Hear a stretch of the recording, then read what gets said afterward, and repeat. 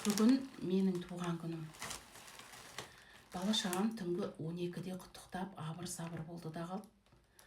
Ал мен бүгін өзімнің туған күнімде небәрі 44 жасында дүниеден өтіп кеткен аяулы анама өлең оқып бергім келеді.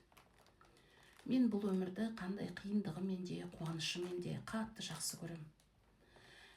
Менің 15 жасымда аяулы анам өмірден өтті, содан бері менің туған күнім аста төк тойланған емес. Адамдықтың биік қояр бағасын, сәл нәрседен таба білген жарасым.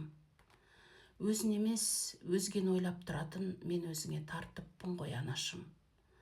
Құттықтайды жарқын жүзбен ұлғызым, осылар ғой жағамдағы құндызым. Сен келмеген 47-ні еңсеріп жатыр бүгін бұл қызың. Дүниемен өлшемейтін бағасын, бауыр тұтқан барша адам баласын, тура айтып туғанына жақпайтын мен өзіңе тартыппын ғой анашым.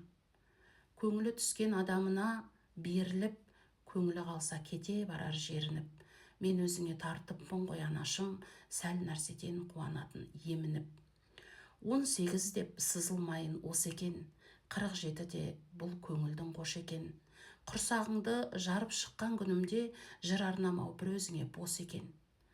Мың рахмет, маған өмір сыйладың, сол үшін де саған ана ризамын. Тірі болсаң сөзсіз еді өзіңе жаһанның бар жақсылығын сыйлауым. Биік қояр адамдықтың бағасын, сен мен үшін асыл жансың, дарасың. Ұрпағыммен 1000 жасағым келеді, ал өзіңе алғыс айтам анашым. Аналарыңызды көзі тірісінде аялап құрметтеп жүріңіздер.